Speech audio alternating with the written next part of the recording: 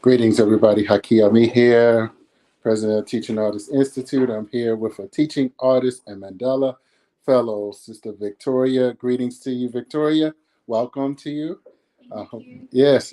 So tell us a little bit about your experience here as a Mandela Fellow. Thank you, Hakim. My name is Victoria Merab Akinyi, and I'm a 2003 Mandela Fellow. And the fellowship has been amazing. It's been one of the most life-changing opportunities that I've had. And one of the things that stood out for me was the networking. And to me, networking just not with the people that we've met in the US, but networking with the people that attended the fellowship, the fellows that came for the fellowship. That was really, really outstanding.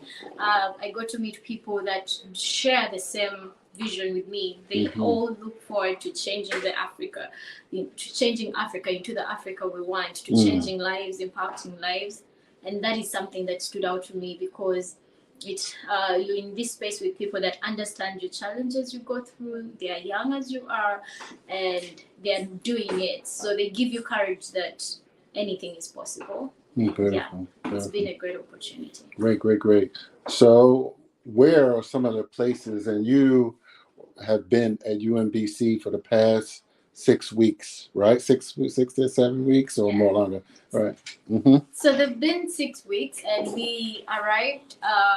We arrived in the late June, around 22nd. We arrived in Baltimore at UMBC. The university was beautiful. The people were amazing.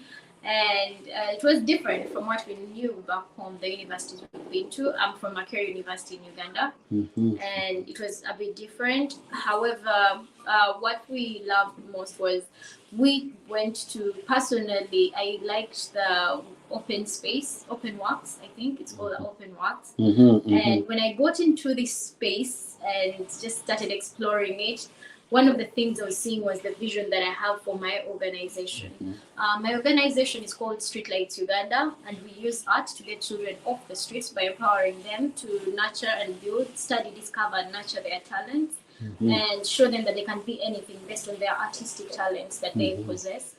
So the vision we have is to set up an art academy to offer free classes to the street children. Getting inside Open Works was like me walking into my dream, because I would see the space, I would see the setup. I loved the carpentry store they had, the fashion space, the design space, and these are all things we look at setting up in the academy. So to me, this was like an awareness and a reminder that it is possible, that I can do this, that it is here, it exists. It's not just something that I had in mind, but it's something that exists when I was looking at this space. Yes, their program was totally different from the way I'm planning to handle the program with the children, but it was something that I could learn from. There were leads I could pick from it. So to me, it was a beautiful experience. It's one of the places that stood out. And we also went to the Impact Hub. That was also a very beautiful space. It had a lot of things to learn from it. We went to the State House of Annapolis, where we got to meet different officials. And the mayor of Annapolis, that was a very great man. He was a very amazing man. He was welcoming, engaging. And can you believe he wrote us like letters directly to us, like with our names on them? He was so good. Like the plan that he has for Annapolis, as an interior designer, I really loved that he had come up with a plan of what he wants to do for the space, for the place, and how he wants to still maintain, because there was this region that he said where they used to have the blues, the music, and all the historical music, and artists used to converge there and do this whole music moment it was close to the beach. And when people wanted to use that space to build, he decided that that land would be reserved. Actually, he encouraged for the land to be bought off so that it could stay and be reserved, and it would be a space where people can just go and just have a recreation center, so that the memory of the moments of the blues, the music, the Black American music cannot be demolished. So I love those spaces, plus many more other places that we visit. Beautiful. So tell me some of the places, some of your classmates that where some of the fellows have been from. If you can, I know there were so many of them, Yeah, but so just some of the. we were 25 fellows from 19 countries. Mm-hmm. We had very many fellows. We had, let's say, we had Raul fighting criminality. Mm-hmm, So mm-hmm. he's using sports to fight criminality. We used to, the Mhm. reason I did the fighting criminality, it's the way we used to call him and just remember him. So Mhm. everyone was remembered by something. So Raul was from Cape Verde. And we also had Lillian from Tanzania. She's using, she's a journalist, and she uses journalism Yes, to tell the stories of women that haven't been told, and also encourage and empower women through journalism. Then we also had Amonge from South Africa, and Amonge also does storytelling. She writes books, children's books, and as a way of empowering girls and women and children in the community in South Africa. We had Boniso also from South Africa using. He is a priest actually. Back at home, he works with the church, and they offer scholarships and all that opportunities to the young people in South Africa. Then we also had Patrick Kirenga from Rwanda, from the organization called the Rwanda We Want, and also then like it was amazing to meet a guy that works with children. I mean women and sex education, reproductive education. So that was also something that really stood out. Then we had Brahima from Cote d'Ivoire, and we had different people. We had what's her name from Ghana. Okay. Yeah, we had my amazing sister from Ghana, Saudatu, and she was using. She was trying to help women and girls to be safe from early marriage and create opportunities for them. Okay. So there were many people. So I would name them Samirati, yes. Elon working. Elon was visually impaired, and Emmanuel. Elon from Kenya, Emmanuel from Nigeria, Blessing from Nigeria. And it was amazing how you could see these different people. It's all about the change. And that was something that really stood out for me. So I may not have mentioned all of them, but I do remember you all.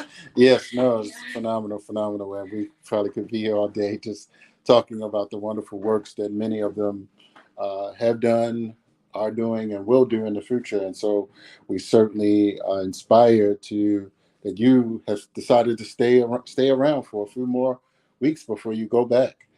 So what's that about? Like you're staying in America, people are asking you, "Are you coming back? Are you coming back?" But you're sticking around for a few more weeks, right? Yeah.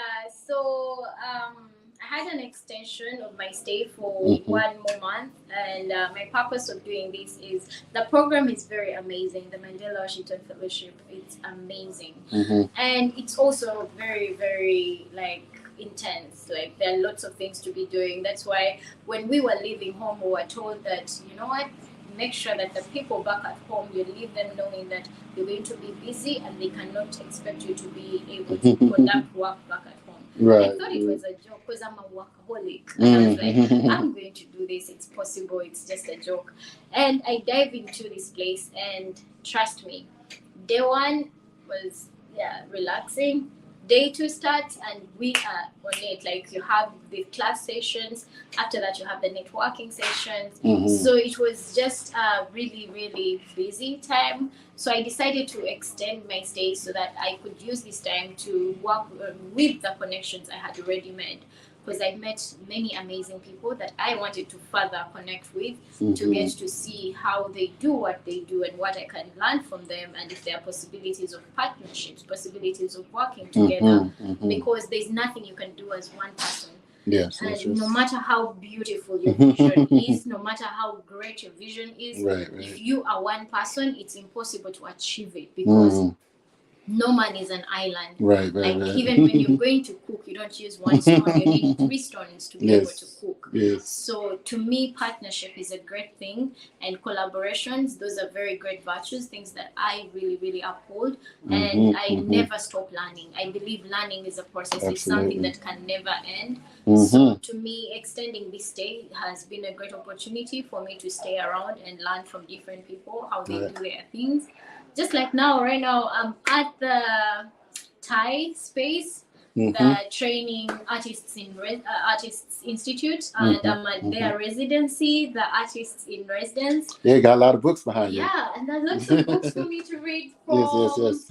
I've seen a lot of books about women Oh, and great, great, strong great. women and things that you can learn from. Mm-hmm. So there are lots of things. There's I saw a canvas in my room. Actually, this residency offered me a space. I have my own bedroom, and I saw this beautiful plain canvas. I can't wait to paint over it. And I'm also looking at doing a mural with them here in the space, like doing an art piece on the space. Oh, beautiful. So beautiful. It's a beautiful experience. Like my stay has just lasted. My extension has just lasted, I think, 4 days, 3 days, and I'm already doing these things. Like I'm already meeting these amazing people. I met Miss Kim, I've met Hakim, and it's just amazing. So yeah, it's been beautiful. Great. Well, we appreciate your time, and we look forward because we are coming to Uganda, Teaching Artists Institute, coming to Uganda next year for our Summer Learning Institute and another conference that's going to be in Uganda. So we're looking forward to that opportunity to collaborating again with you in the future as well. So, and shout out to all the Mandela Fellows that, are still here and those that have gone back home. So, anything else you want to say? Anything we missed? Anything? Okay. Oh yeah, so I hadn't told you about as I was explaining my first 3 days here. I also got to be involved in one of the programs by Thai. Oh yes. As I told you, Thai is Training Artists Institute, and they have a program that we went for. It was a camp, the Underground Railroad. The Underground Railroad. Yes. And to me, this was a very awakening moment because I've heard about slavery. When we were doing the fellowship, we went to the African American History Museum, Right, yes. and I saw I saw the exhibition about the slavery and all that. However, this time, this was just a very good experience, like being part of it. Like we saw this house that the slaves used to stay in. We went to the kitchen, saw it. The kids that were there, I was so glad to work with the kids. They saw there's one of the lady that stood out to them. They called her Rachel. And when I was there, they were like, we can't wait to show you Rachel. We have to show you Rachel. They took me to the basement to see Rachel.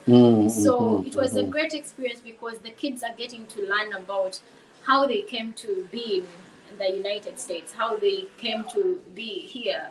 And not only that, these people are helping them also to build culture within them, to know that the fact that you are disconnected from your roots doesn't mean you don't have roots, doesn't mean you don't have culture. So there's been a lot we've learned. We also got to visit the Harriet Museum, and it's been an amazing experience seeing her story, seeing her quotes, and how she used her strength in spirituality to be able to connect and to help people.